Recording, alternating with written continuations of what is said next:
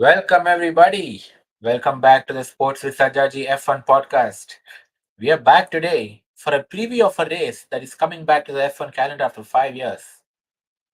Shanghai. Aniket, are you excited about Shanghai coming back? Yes, I think China has always been a good place for F1 drivers. It's a very good track, a Herman Tilke track, a lot of overtaking spots, fast-paced corners, long straights. Pretty excited to see it back on the calendar, and Yeah, hopefully we get an eventful race this time around. yeah, definitely. And we also saw rain today, so we're hoping rain lasts into the weekend as well, which will, rain always throws up a few surprises. I mean, although Max is the best driver, and you still never know. Maybe the engine blows up again. Uh, but yeah, it's exciting to see Shanghai back on the calendar. When did Shanghai come first? I think 2004 is when it came first during Schumacher's record-breaking season. Uh, Yeah, I and think it it's was been a 2004, staple. 2005, one of those It does seasons. no, it doesn't 2004 because Schumacher won that Mm. year. Mm. But yeah, it has been a staple ever since. And then Yeah, COVID basically caused shenanigans. Um, 2020 obviously it was dropped because F1 mostly stuck to Europe, and then yeah, even in 2021 and later, I mean, China took longer to return to normalcy, right? They kept yeah. stuff closed for longer, so we didn't see Shanghai, and we're finding seeing it this year with a record-breaking 24 race on the calendar. Um, yeah, and I think, yeah, I also like that we're getting, I mean, a new circuit, but which is not a street circuit, right? For the past few years, we only just see street circuits, Mm. being added all the time. Where it was, Jeddah, Miami, Vegas, Yeah. Doha. They've all been street circuits, right? So it's good to see a traditional circuit come back, right? With nice long straights, lot of gravel tracks. In fact, Shanghai apparently has added another gravel track this year instead of being too close to the wall or something. So Mm. that's always good. It also gives a chance to for cars to come back and race again, right? Instead of just being bid into the wall. I'm sure George Russell is very happy that's another gravel track, or even Lance Stroll and Alex Albon. Uh, Yeah, but and yeah, it's exciting. Yeah, long runoff areas as well. So I would say that the track is, it's a very exciting track. As you said, we've seen it since 2004 up to the COVID years. right, So for some F1 fans who probably caught up to F1 over the last couple of years, it's going to be a new experience for them.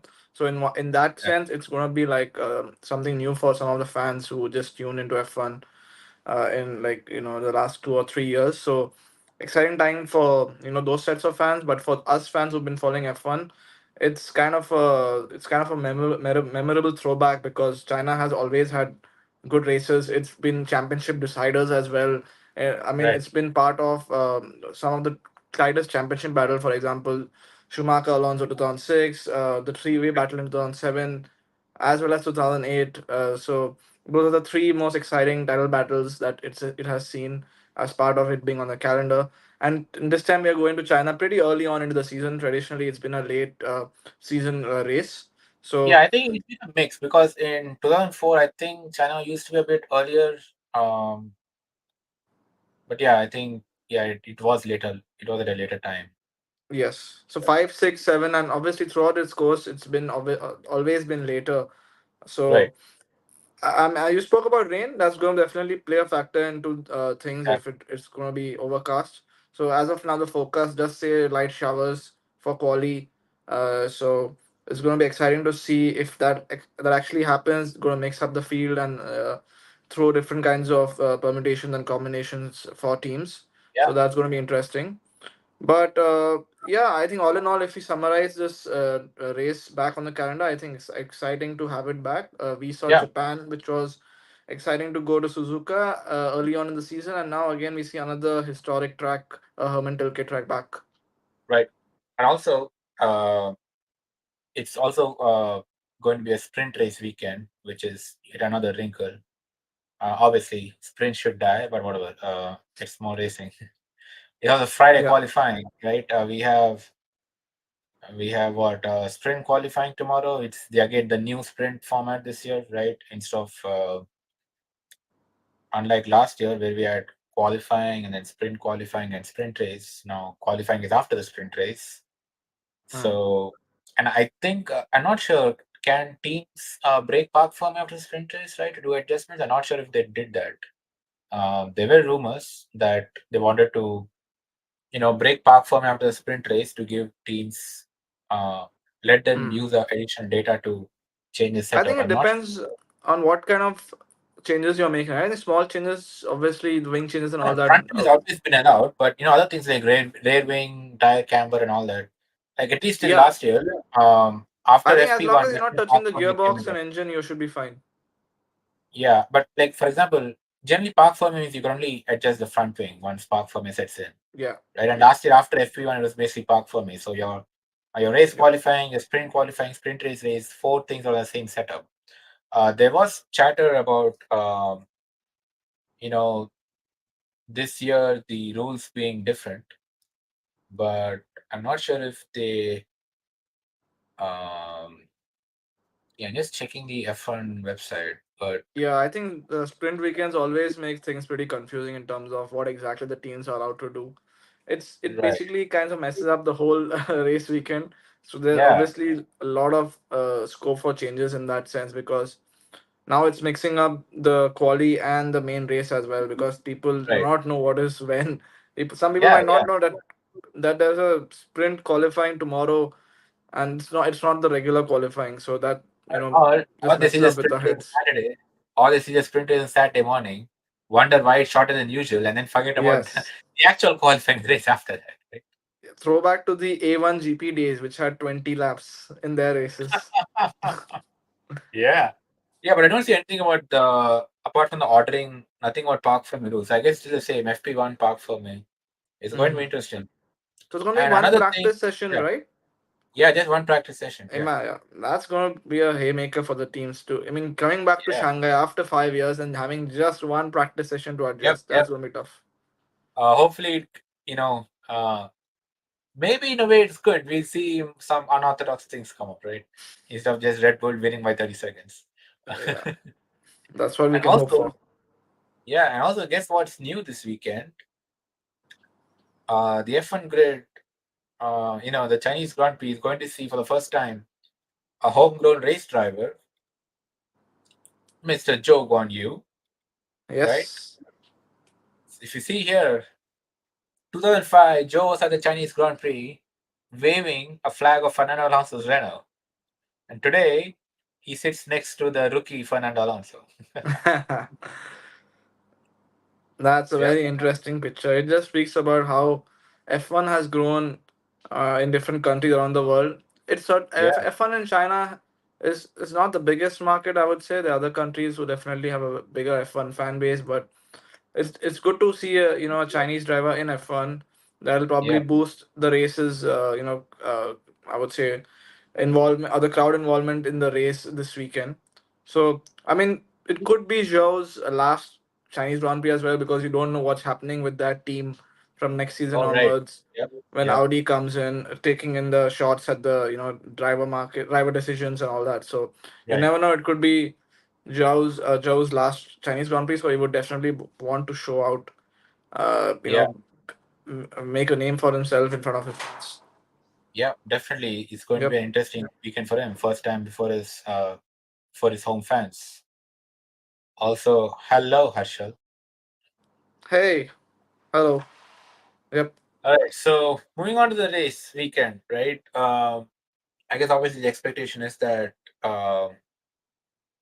Max drives out some distance, but P2 to P20, right? The more interesting part of the race for many of us. Um, we have so this race has two long straights, right? And it has two long straights. So just pulling up the track here. Yep. Two long straights and a lot of like slow as well as a little bit of medium speed corners. So definitely a track which has a lot of variance to it. And I would guess teams would definitely want to have a good straight line speed.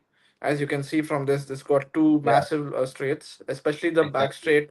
which goes to the first penultimate corner. So Yeah, that's where the overtaking, or most of the overtaking, happens in this race, and we've seen some amazing overtakes in the last few years. Three cars side by side, four cars side by side sometimes when we yeah, had the smaller cars. So definitely going to be a good battle between, say, teams like Ferrari, McLaren, Mercedes, Aston Martin, and some other backmarkers as well. yeah. Mercedes really. Fighting for the points. I mean, I don't know what else they can do at this point, but yeah. And for P9. Bad for P9, yeah. P9, P7, P8. That's where they're going to Yeah. be.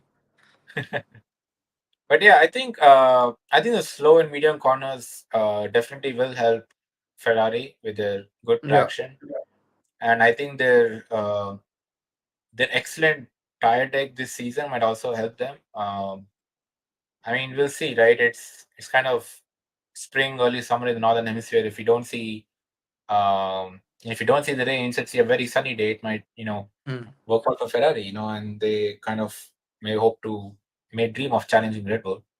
But at least if they don't beat Max, it'll be interesting to see if they can beat Checo, right? So this year so far, all the races that Max has won, Checo is in P2, right? He's been very, very consistent. And Australia, he considered the car was, just not there, and he ended up P5. But it'll be interesting to see if the car is still dominant and Max wins it, whether Ferrari can, pip Checo. So it's definitely going to be a interesting weekend.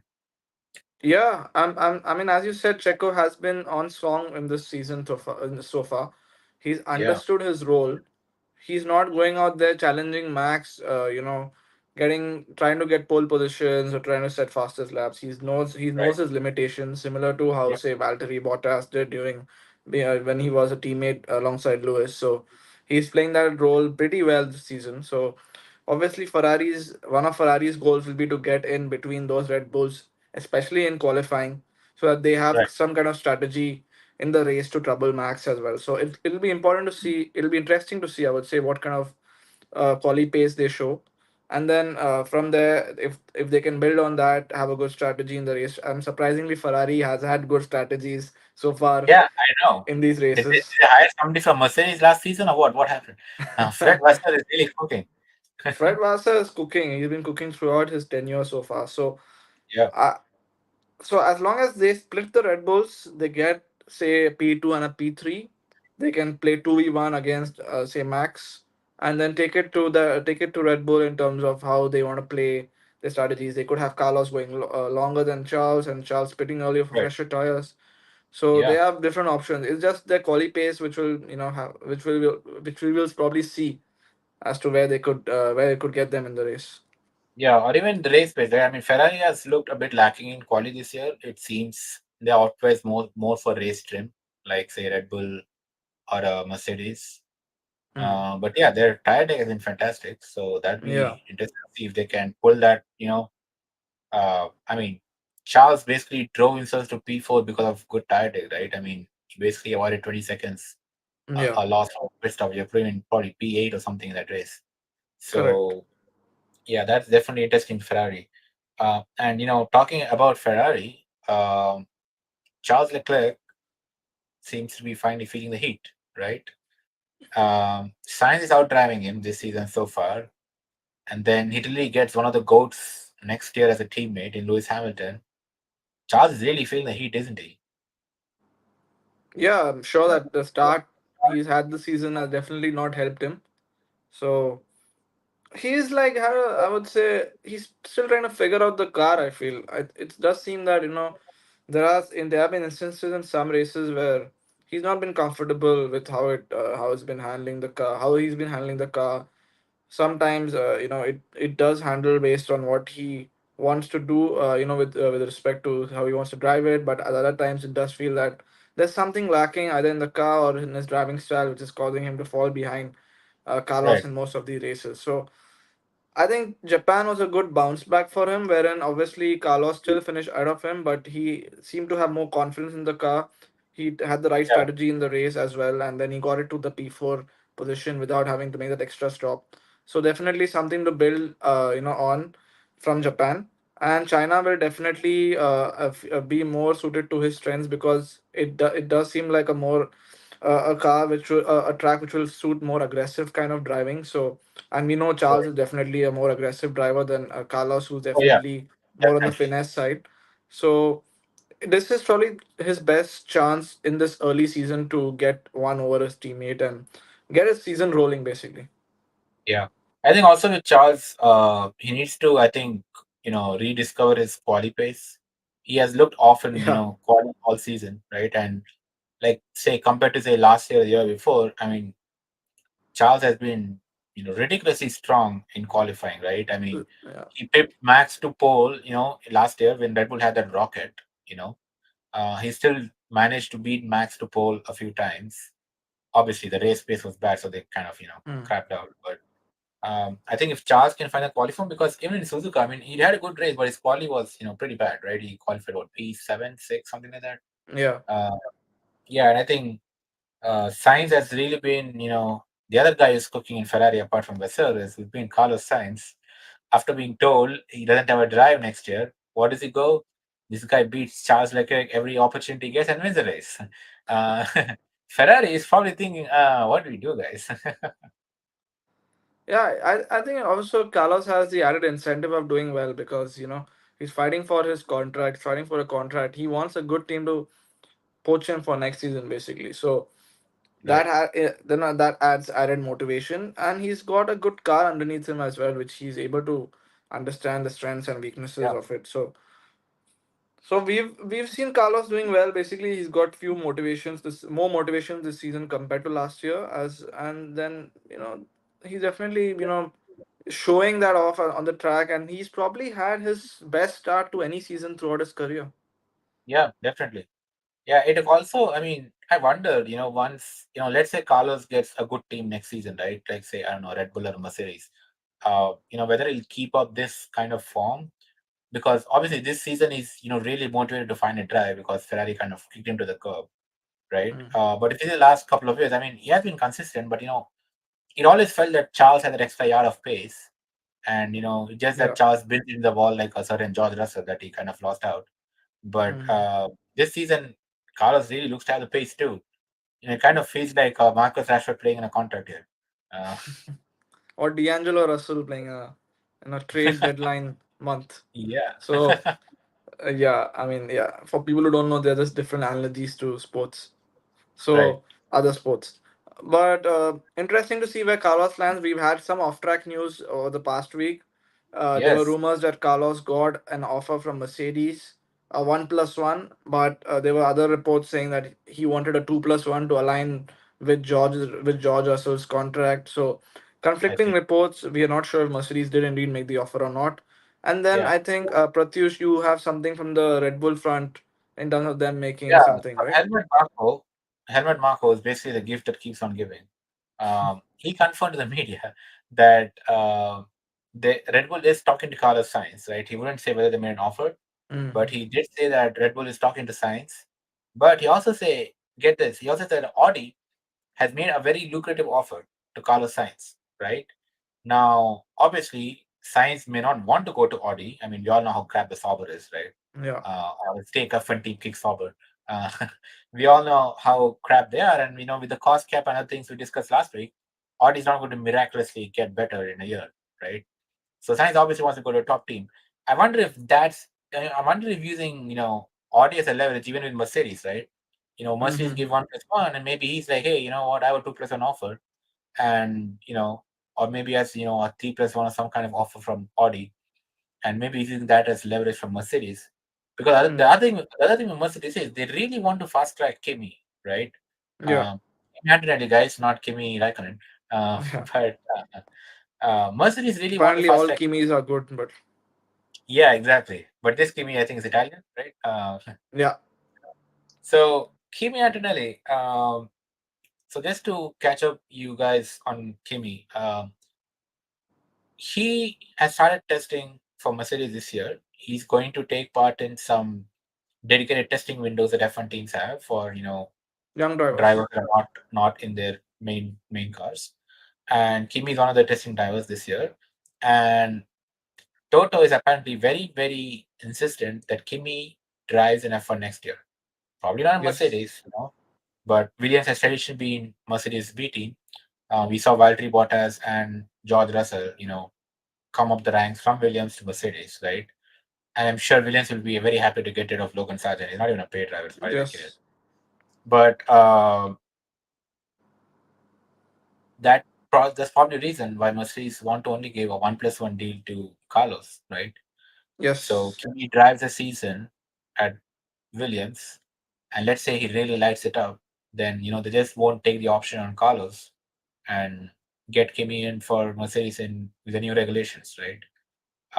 I suspect that may be a reason for Mercedes wanting a shorter For sure. pay because Toto is, at least it's rumored, obviously, I'm not saying anything in the media, but it's been heavily rumored that Toto really, really wants Kimi driving the Mercedes as soon as possible, especially after, uh, Lewis Hamilton left. Obviously, Lewis stayed, they'd have probably delayed him or, maybe replace George with Kimi, who knows at this point.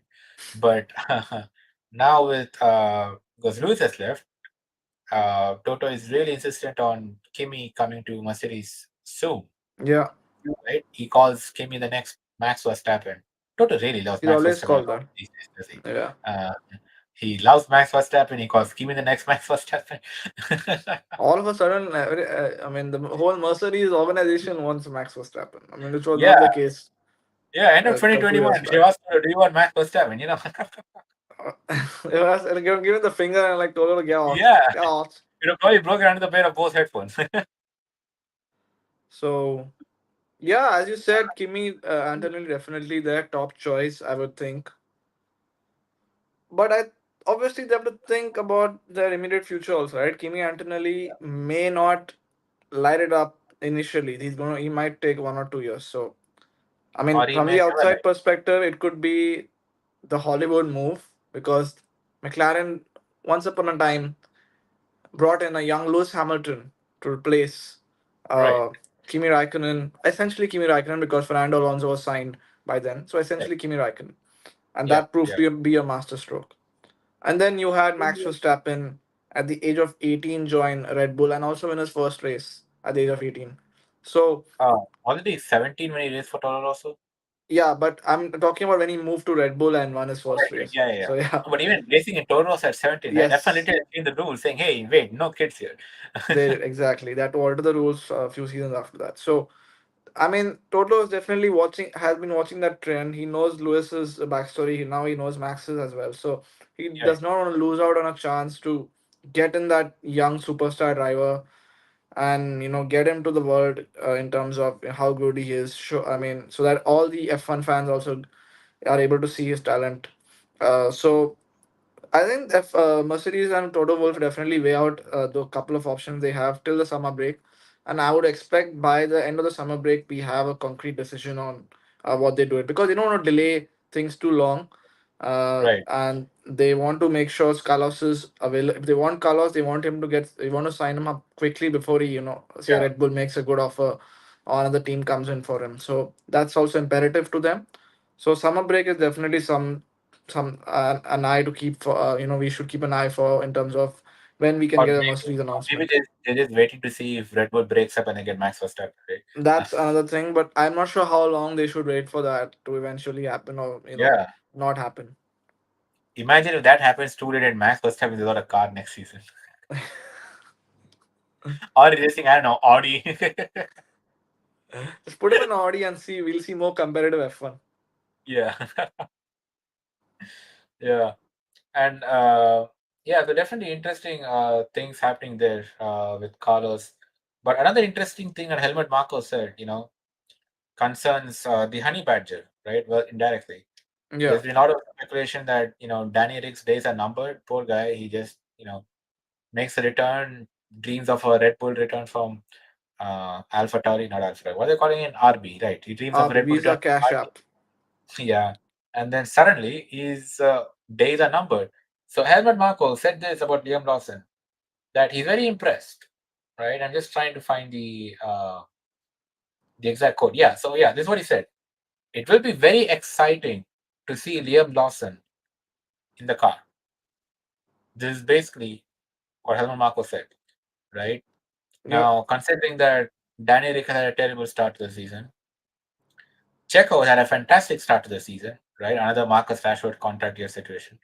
Uh, because Checo's out of contract this year, right? So Checo's driving really well, right? Basically second almost every time. So, yeah. How long do you think we'll see Danny Rick? He did seem to improve last race, but unfortunately, he got caught up at turn one and did it. Yeah. But I mean, that was not his fault. But yeah, do you think Danny Rick has much time left at all? No, I think his days are definitely numbered. And what if Helmut Marko says something, then Helmut Marko has good backing behind what he says. So Right. I mean, if he has another stinker, it could be his last race for this season, and he could be immediately replaced after China. So Right. definitely a do or die race for Danny Rick in that sense. It's a little sad because we expected good things out of Danny Rick when he came back to Yeah. F1, but it's gone south so far. So if somehow he comes up good in China, we'll definitely see him for a few more races. Hmm. But now, I feel now it's just a race by race thing, right? As soon as he drops off, in the next race he's gonna be out of the team. It does feel like that's gonna happen. Yeah. So China, if he gets above his teammate at some point in the race and finishes ahead of him by say 5 to 10 seconds, then it's a good stepping stone for him to be there in the next race. So it'll be important to see his mentality coming to the race. Obviously, he's going to be asked a lot of questions in the pre-race press conferences, so interesting to see how he handles it, and if there's something that comes out which we can discuss. But his days Yeah. are definitely numbered. Yeah. And it also looks like, Yuki Tsunoda, who's another guy up for a contract end of the season. But Tsunoda finally feels that, he's growing up, he's mature as a driver. Yeah, And yeah, he's really giving, Ricardo run for his money, right? In the opening race, you know, RB enforced team orders to let Ricardo past Yuki, and Ricardo couldn't make much of it at all, right? All we saw was a classic Yuki tirade with F bombs. But yeah, Danny Rick, I mean, Red Bull also feeling that, when Danny Rick was basically given a chance in the first place, right? You're like, hey, overtake a team and get us points. He couldn't do it, right? And maybe Yuki Tsunoda, who was could have done the thing because he was also not that slow compared to Ricardo. yeah, But so it'll be interesting to see. We have Miami in 2 weeks, so it's definitely going to be something if we suddenly see Liam Lawson and that Visa Cash App RB racing drivers trade. yep, And Red Bull has never been one to hesitate at replacing drivers. Like even last year, it was heavily rumored that Checo might have been taken off, right? And Checo yeah, had to get his pace back to keep his seat and cement that P2. Otherwise, we may have seen Checo gone before Vegas, right? yep, So yeah, that's the Red Bull drama. I mean, sorry guys, we don't have any other Red Bull drama apart from Danny Rick, but maybe Christian Horner fires another female employee and we get some more drama. That's not serious, guys. Don't cancel. yep, But moving on to other teams, Aston Martin. Big news of the break, the 2 week break, right? Not really a break, but yeah, basically the time between the two races. Uh, Aston Martin extended Fernando Alonso for what? 1+1, right? 2+1. The 2+1. young Fernando, the Young youngster, Fernando Alonso, who will be, if he 45 doesn't, at the end of that contract. yeah, 45 at the end of the contract. Yeah, and more Nando I for think us, it's eh? massive. Yeah. We've never seen I don't know if you've seen a driver pass 43 going into F1. I don't remember. So it could be, a record for longevity in F1. So which is cool to see Yeah, I think in at the this modern point. era, we definitely haven't seen, maybe the 50s and 60s when F1 was very different. I Yeah. think they were very old drivers, but yeah, in the modern era, say the last 30 years, I don't think we have seen this kind of We a have not. So that's going to be drive. that's very cool thing to see. It definitely talks levels about Fernando's physical fitness, physical peak level of performance that a team like Aston Martin wants to keep him at that age. So kudos to Fernando for that. He's definitely still a very good driver. His teammate is currently no match for him. Who's like what 20 years or something younger to him. So or 15 years, whatever. So he is the That's number one true. driver at age 43 for for a team. So that speaks volumes of how For a good team of a that's driver he is. for a team that's very good too, right? It's not like Alonso's McLaren story a few years ago. Yes, That car was basically crap. Um, he's in some races it's not been the best car, but he still gets performance extracts yeah, performance out of it to get good points for the team. So he still got those qualities. Definitely a contract which is deserved. There were other teams that were definitely interested for him, like Mercedes and maybe yeah, Red Bull. I'm not sure how much Red Bull were interested, but Mercedes were definitely interested in him. And then all of a sudden, this news comes out that he signed a lucrative extension with Aston Martin. So and he definitely said that this could be his last contract in F1. So right. he's going to be there for the new regulations, so that means he's been there for like three regulation changes in in F1 over the last 15 years. So that's crazy to see. Yeah, And I mean, he's gonna at some point, I thought he was going to retire after Lewis, but I think that's not going to happen. yeah. So obviously he's going to be there for 2026, wherein he's going to test himself in those new regulations and see if he can win some races. So Yeah, that's a good I would say uh, an ambition, I would say, for him, because now he can test himself in the in newer regulations past the next year as well. So, yeah, well done to Fernando. Good choice by Aston Martin with the current drivers that's yeah, available at this point, and also with the fact that they can never replace Lance Stroll till the team is sold. So yeah, yeah, yeah. But you know what? I'm really surprised that you know. I mean, I never doubted that Aston Martin will want to extend Fernando Alonso because who was I going to get? Lewis Hamilton? Nah. But I was really surprised that Alonso decided to extend, right? Because I mean, we always heard murmurs of him being unhappy at Aston Martin because of Lance Stroll's preferential treatment, but he's not mm, that good of a racing driver, so Alonso kind of feels that he has to do everything on his own. And even alluded to the fact in the race press conference where he said that, to reach some 100%, this is a direct quote, to reach 100% of the potential of the car, sometimes I'm not able to do that without the help from my teammate. Lance Stroll's feedback is crucial for Aston's development because I sometimes just tend to drive around my car's problems, right? Because he's so experienced. So, yeah, I mean, given this quote, I am kind of surprised that he extended with Aston, but I guess maybe there was a feeling that like Mercedes may not have be having such a concrete interest, right? Because they're true, also feeling out Carlos, they're feeling out Max, they're feeling out they also want Kimi at some point. So I'm guessing Alonso felt that he's not a front runner at any of the top teams. I mean, even Red Bull, right? If they're keeping Max, no way in hell they're going to take Alonso to partner yeah, Max. Red Bull never goes for two number one drivers, and Alonso is not going to be number two at Red Bull.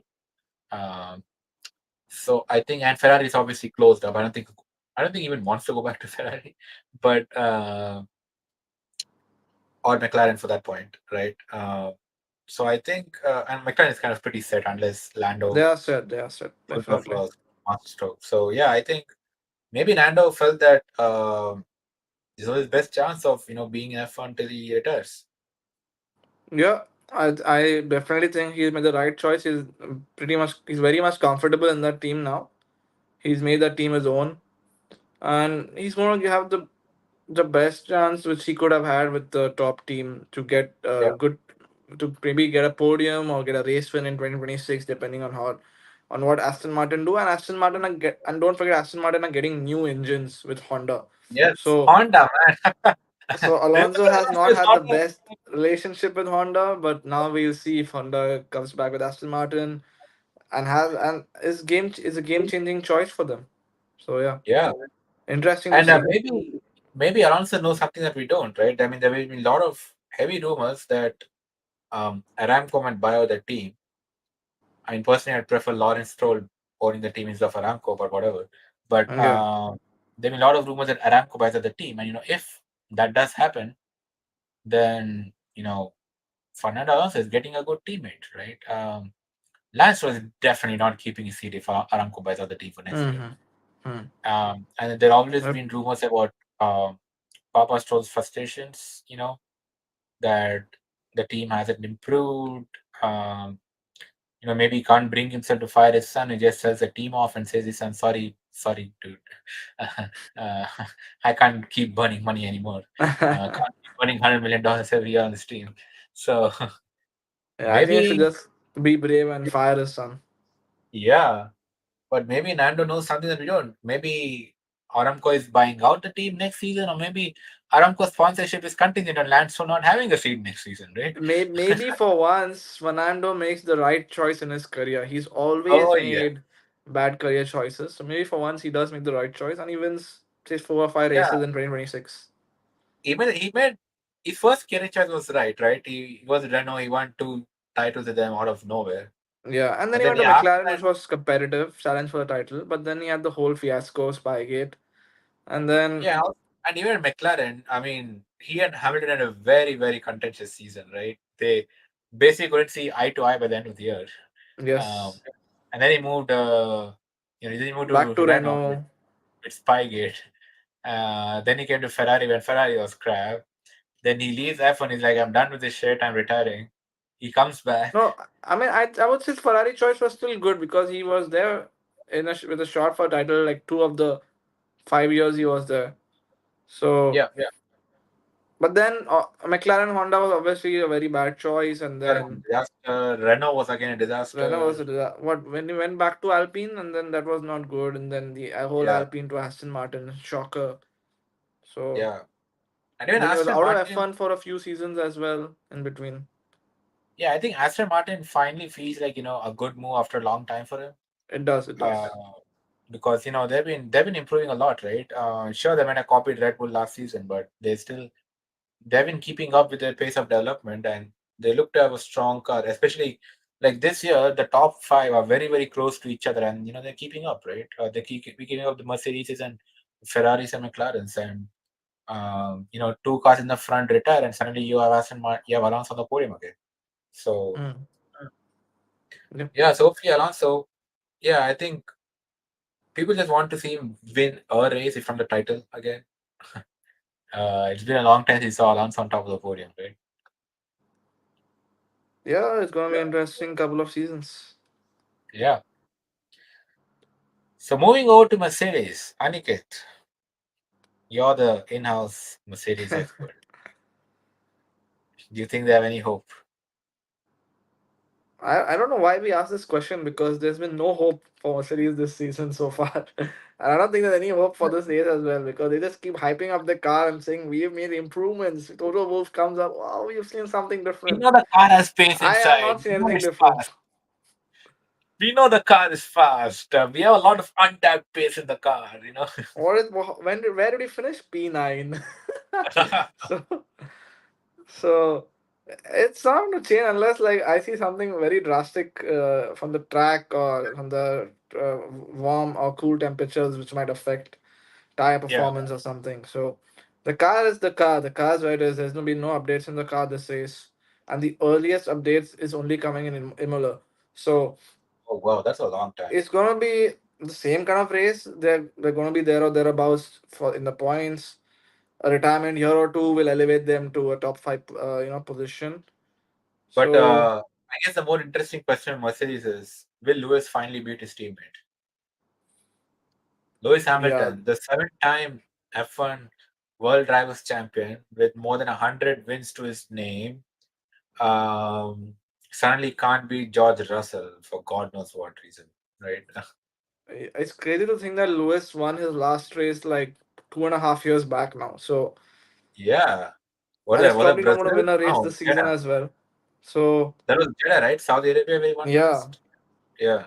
so yeah, I think last race was probably the best race Lewis has had considering not the tire performance, but the car handling and all that. But still, he finished P9. So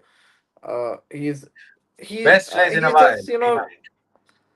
he's going to definitely improve as the season progresses because he's Lewis Hamilton and definitely has higher standards to what he's showing there on the track. So China has been one of his better tracks throughout his career. So I would think it's going to be. I mean, George has never driven there. I don't think he was there for China in 2018 when we went there last. So, or Uh, 2019, I would say. yeah, I don't think so. Yeah, I think so 19 that was his could first season, probably. right? No, wait, did George race before the pandemic? Not I sure. think George was in Williams a season before the pandemic, but He not sure if raced in China was on the. 2019, so he may have been at Mhm. Shanghai. Yeah, he probably raced for a season. Yeah, he Yeah, but definitely still 2019. considering. George Russell was there alongside Robert Okay. Kubica. Okay, then so he's raced at China. Okay, but still considering that he's probably raced there like maybe once in his F1 career. So Yeah, and in a much worse car, right? He was in a in much what? worse car. So definitely he might. I mean, he an F1 driver probably won't struggle if he's raced on a track before. But I'm expecting Lewis to finally have Yeah, the upper hand on George this race, and maybe Lewis finishes P7 and George finishes P9 for once. he was P16 in China in 2019, which Hmm. oh, it was the third race in the season. Then he was P16 in China. Well, he Yeah. beat his teammate. He beat his teammate that year. So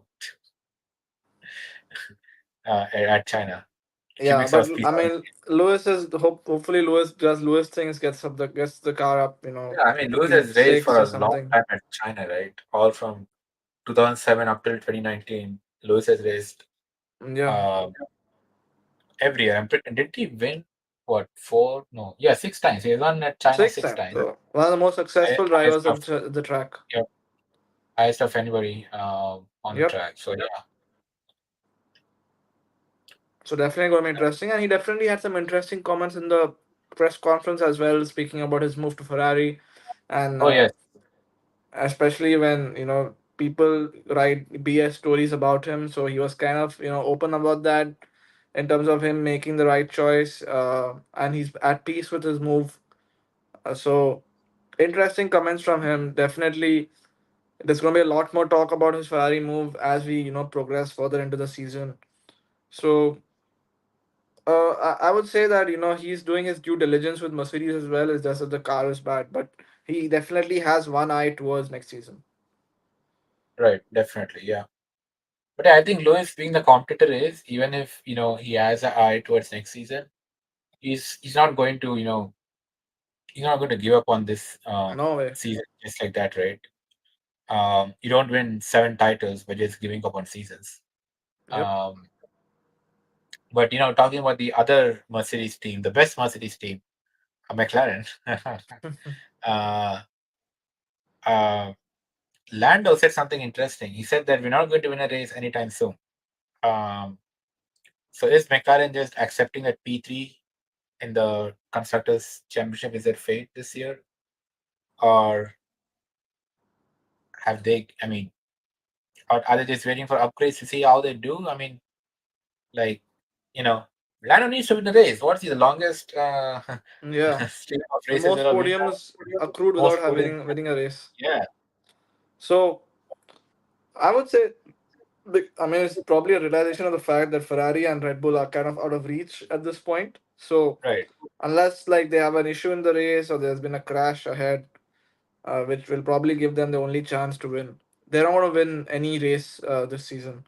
So it's just a realization, and I think it's him being open. I think Lando is generally probably one of the most open drivers on the grid, so he doesn't right, hide away the facts which are actually there in front of him. So unless the updates work and that certainly pushes them to where Ferrari is at now, they're not going to win or be close to winning any races. So right, they have definitely made improvements this season. They've started the season very well. China is going to be another good track for them, considering the aerodynamic performance and the straight line speed which they could probably have.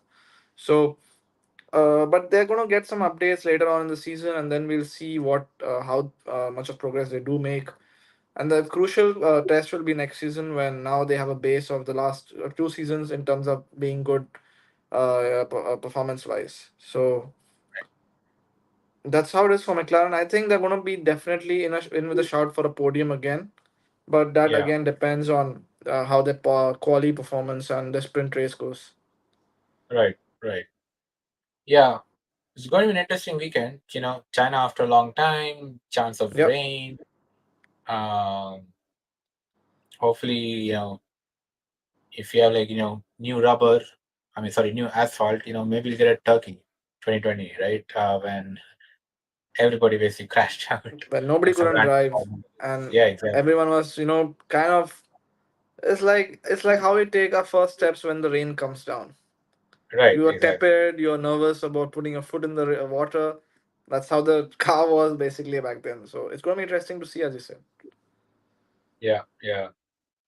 Um, yeah, so, oh, well, there's this funny tweet, not funny, but kind of ironic, that was just talking about, maybe they've, relayed the track or whatever. But this guy, this reporter, Albert Fabrega, he reports that some of the zones that they were claimed to be resurfaced, they were just painted on with fresh coat of paint. And he shows this, let me share this with you. So he's showing this part of the track that shows actually the old, old paint and asphalt. There you go. Mm-hmm. So you can see here. Right, right, right. Yeah. So you can see the old paint here. So nothing has been relayed, man. So I mean, I don't know if you see a very dusty track, maybe we'll see I don't know, some other kind of randomness, right? Yeah, yeah, You see a exactly. very dusty track with no rubber and I don't know, fire all asphalt. I hope we get like 5 pit stops in the race or something. Ah man, yes. Talking about pit stops. So I was, I wanted to tell you guys about 2026, right? It's going to be a new regulations era again, right? It's going to be new engines, new fuel mixes, slower. So there are a lot of changes in 2026, right? And the reason I'm talking about is that teams are really worried that the regulations have not been finalized yet. So traditionally, we see new regulations being finalized about 18 to 24 months before the start of the season, so that teams get some time to kind of start building out the new cars, the new approaches, and what do they need to do with these new regulations. But right now, it's we are so the F1 season 2025, if it ends in, say, I know the schedules are probably ending in December like last year, right? So if it ends in December 2025, we are around that 18-month mark. We're close to being 18 months out, from end of the season, because that's when teams start winter testing for the new season, right? So, Yeah, and there still hasn't been any communication from the FIA or FOM on, I don't know, man. There's so many bodies controlling F1. But whatever the powers that be, right? There's been no communication that they're going to finalize the rules by June, right? And teams are very worried because to catch up on what's being rumored to the viewers, right? There's going to be another complete set of regulation changes, much more than 2022, right? 2022 was just aerodynamic changes, right? We yeah, postponed engine changes because of the pandemic and Honda leaving the sport and Red Bull asking for sympathy and mercy. The engine changes were postponed with a 3-year engine development freeze, which kind of worked out for Red Bull because they won the lottery. But now we're going to see entirely a brand new car in 2026, right? New engines, new fuel mixes. We're also going to see so the horsepower for the petrol part of the engine is being reduced. We're going to see more electrical, higher output from the electrical component of the engine. So that's going to again change a lot of engine dynamics around how the cars race, how they accelerate, how what are the top speeds they get. A lot of people also worry that we may see slower cars in 2026 because of these changes. At least while teams take a couple of seasons to kind of work on the engines, right? Um, and then also, I mean, also even this generation has been slower than last generation of cars. And the bigger thing is that we're going to get another brand new set of aero regulations in 2026, right? So we are going to see it's heavily rumored that DRS will be done away with, right? Obviously the rules are not set in stone yet, but this all leaks from F1 insiders and other such people, and the Sky Sports podcast. But it's being heavily rumored that DRS will be done away with. They're going to have some new kinds of flexible, I forget the term, but some kind new kind of wings for both front and rear, and which there will be greater flexibility in how the wing positions can be changed. And this has worried a lot of um, F1 watchers, not just viewers, but not just pundits, but even more knowledgeable F1 viewers, that we might see the return of dirty air, right? I mean, an increase in dirty air, because if you allow teams to kind of change the wing configurations dynamically, uh, in a race as it's supposed to be, as is rumored, then you're going to see I mean, teams want to win, right? They want to win. They don't want to be overtaken, right? So they will do whatever it takes to prevent the car behind from following them. Um, and then what do we see? We are back to 2021, where in the old regulations, like apart from 2021, when when Max and Lewis had a brilliant fight throughout the season, what did we see for the 6 years and 7 years before? Whoever wins the regulations for that year, they basically win the title, right? I mean, it was, well, Mercedes for a large part, but uh, anytime their fight tried to do rule changes, Mercedes were quick to adapt, and then we'd see them running away with the title. And obviously, Ferrari did Ferrari things, but you saw that happen, right? It was hard to follow. Drivers would kind of fall back after a few laps to protect tires, um, and all these things. So yeah, it's with rules not being finalized, yet teams are really worried for 2026. And there's also no Ross Braun this time, so he is retired. But yeah, it's going to be. I think. I mean, maybe we see again. Like a drop off in F1 driving, right? Like we're already Yeah, becoming too. I think we'll We're probably already cross becoming that too bridge when we dependent on. have to. I think you've made up Yeah, quite a lot of good points, but it's hard to comment on 2026 right now when teams are definitely trying to still focus on fine tuning some of the things this season. Obviously, they have a separate engineering team working on that car, and as you said, things are not finalized on the FIA yet. So, yeah, little bit worrisome for the teams, but I think there'll be some more concrete news by the end of this season in terms of what direction the teams have to take for 26. So, we just hope that the racing, will be good. yeah. But Yes, they don't give us crap regulations again, yeah, right? because some of us fans have been waiting for these rule changes for a while, and especially Yeah, since Red Bull have dominated, there has to be a change. If not in season, then definitely a regulation change. So let's right. just hope for the best. Yeah, definitely. Yeah, and before we leave, if there are any Andretti fans in the in our viewers, Andretti said they're going back to talking to F1, and they're hoping to return in 2027 or 2028 to enter F1. So hopefully we see 11th team, or maybe they just buy Haas out and kill that misery. Yeah. But Yep. yeah, I guess that's it from us for today. Uh, remember, y'all, it's a sprint weekend, so we are qualifying on Friday. Sprint qualifying on Friday, and then Saturday starts off with a sprint race during the traditional FP3 slot, and then we have the normal qualifying and the race on Saturday, later on Saturday and Sunday. Yes. So we'll catch you next week after the race, and hopefully we're not dozing off like last time again.